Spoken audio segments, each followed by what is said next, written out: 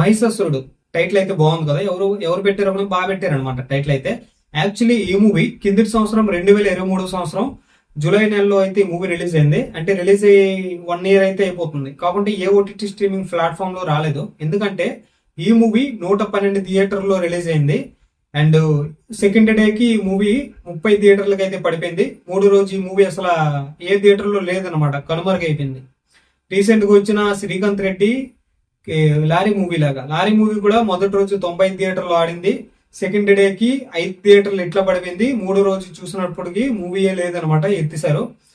Same అదే ఈ movie లాగే ఆ మూవీ కూడా అయిపోయింది. దాంతో ఈ మూవీని ఏ ఓటీటీ స్ట్రీమింగ్ ప్లాట్ఫామ్ కూడా అయితే తీసుకోలేదు. తర్వాత ఈ మూవీ టీం అయితే లేదు, మన మూవీ ఒకటి ఉంది జనాలకి తెలియాలని అమెజాన్ ప్రైమ్ వాడికి ఊరికనే స్ట్రీమింగ్ చేసుకోండి సార్ ఫ్రీగా అనుకుని ఇచ్చినట్టున్నారు. వాళ్ళు కూడా అలానే స్ట్రీమింగ్ చేసినట్టున్నారు. అండ్ ఈ మూవీ రన్ టైం వచ్చేసరికి 1 hour 53 minutes అయితే ఉంది. అండ్ ఈ మూవీ నేను ఎలా చూసానో ఒకసారి ఒక క్లిప్ అయితే వేస్తా చూడండి. ఈ స్క్రీన్ షాట్ వచ్చేసరికి నేను మూవీ స్టార్ట్ చేసినప్పుడు 12:25 అయితే అయింది ఇక్కడ టైము, మీరైతే చూడొచ్చు. నెక్స్ట్ ఈ మూవీ టోటల్గా 1 hour 53 minutes అయితే ఉంది. నెక్స్ట్ మూవీ ఫినిష్ అయిన తర్వాత మళ్ళీ నేను స్క్రీన్ షాట్ అయితే తీసుకున్నా. ఇది నెక్స్ట్ స్క్రీన్ షాటు. ఇక్కడ చూస్తే 1:41 అయితే అయింది టైము. మూవీ వచ్చేసరికి 1:53 మూవీ. అంటే స్టార్ట్ చేసింది 12:25కి అయితే అయిపోయింది 1:41కి, 1:41కి. అంటే ఈ మూవీ ఈ 2 గంటల మూవీ జస్ట్ 1:10 ఫినిష్ చేశాను అనమాట. మీరు అనుకోవచ్చు ఇదంతా ఎందుకురా చెప్తున్నావు, మూవీ బాగుందా లేదా అని చెప్పిరా అనుకుని మీకైతే ఒక డౌట్ అయితే రావచ్చు. ఈ మధ్యన ఎలా అంటే ఆడియన్స్ అంటే మెయిన్గా చూసేటోళ్ళు ఎలా ఉన్నారంటే మూవీ బాగుందా లేదా అని ఎక్కడ దాకా చెప్తున్నామో అక్కడ దాకా వీడియో చూస్తున్నారు, మరి చూడట్లే. మూవీ బాగుందంటే వెళ్ళి మూవీ డౌన్లోడ్ చేసి చూస్తున్నారు, లేదు మూవీ బాగాలేదంటే వేరే మూవీ ఎత్తుక్కుంటున్నారు. ఇలా ఉందన్నమాట పరిస్థితి. అందుకని ఈ సొల్లు మొత్తం వేయడం జరిగింది, సారీ.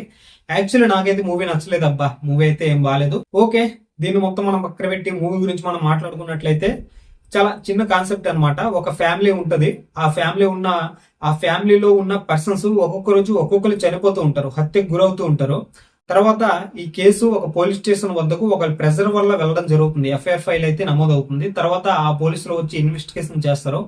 అండ్ ఆ హత్యలు చేసిన ఆ కిల్లర్ ని పట్టుకున్నారా లేదా అనేది రిమైనింగ్ పార్ట్ మొత్తం మీరైతే మూవీలో చూడొచ్చు. అంతే, చిన్న కాన్సెప్ట్. దాన్ని పట్టుకుని లాగ్ చేశారు. ఆ ఇన్వెస్టిగేషన్ పార్ట్ ఏమైనా కొత్తగా చూపించారా అంటే అది కూడా లేదు.